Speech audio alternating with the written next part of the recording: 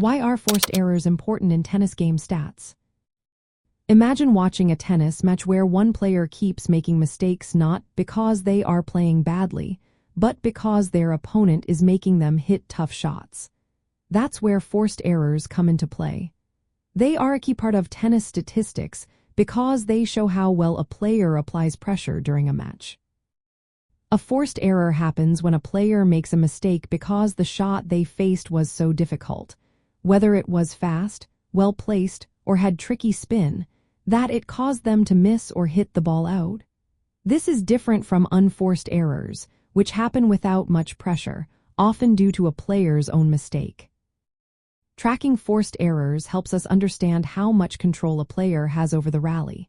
When a player causes many forced errors from their opponent, it means they are challenging them effectively. They are winning points not just by hitting winners but by making their opponent uncomfortable and forcing mistakes. This shows a player's tactical skill in shot placement and rally control.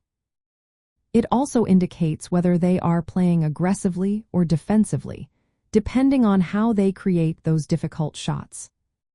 From a match outcome point of view, looking at forced errors alongside other stats gives a clearer picture of how a player is performing. For example, if a player is generating lots of forced errors, they are likely dictating the pace and forcing their opponent into low-percentage shots. Coaches and analysts use this information to see if a player's strategy is working or if adjustments are needed. It helps identify whether a player is winning points because of their own skill or because their opponent is making mistakes under pressure. In practical terms, knowing how to increase forced errors can help players improve. They can work on shot selection that pushes opponents into tough spots.